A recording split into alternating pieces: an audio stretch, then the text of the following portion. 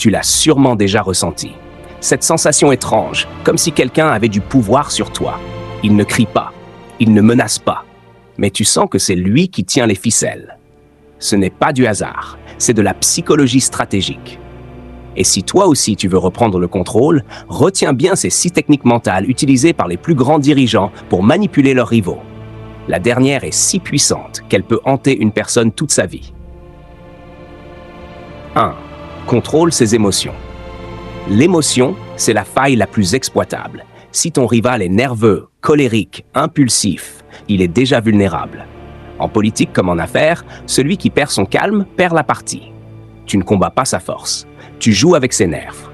Un mot, un geste, une pique subtile et il explose sans comprendre que c'est toi qui as allumé l'étincelle. Le premier à perdre son sang-froid perd son pouvoir. 2. Crée une dépendance. Offre à ton rival ce qu'il cherche, mais jamais tout d'un coup. Un compliment rare, une faveur ponctuelle, une validation qu'il attend. Plus tu rends ton approbation rare, plus elle devient précieuse. Son cerveau va te rechercher comme une drogue. Celui qui contrôle ce que l'autre désire devient son fournisseur invisible et donc son maître. 3. Sème le doute. Un simple. Tu es sûr que c'est la bonne décision, dit calmement, avec un silence derrière. Et voilà, une fissure mentale s'installe. Il commencera à remettre ses choix en question, à chercher ton approbation pour se rassurer. Plus tu glisses de doute, plus il devient dépendant de ton regard pour confirmer ses décisions. 4. Utilise la psychologie inversée. Dis-lui l'inverse de ce que tu veux.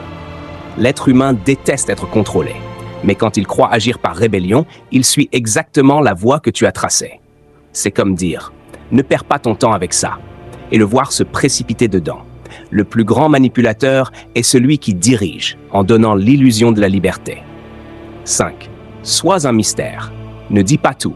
Ne montre pas tout. Laisse volontairement des zones d'ombre. Le cerveau humain déteste les vides. Il va combler le manque en pensant encore plus à toi.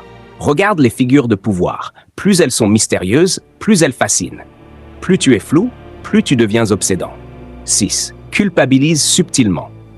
Un simple « Ne t'inquiète pas, je suis habitué à ce qu'on m'oublie ». Ça ne ressemble pas à une attaque, c'est une lame invisible. En une phrase, tu déclenches la culpabilité. Il cherchera à compenser, à se justifier, à se rapprocher. La culpabilité est une laisse invisible. Tu n'as pas besoin de crier, tu tiens déjà la chaîne. Si tu veux aller plus loin, apprendre à influencer sans parler et devenir la personne qu'on n'oublie jamais. Abonne-toi. Ce savoir ne sera pas éternel.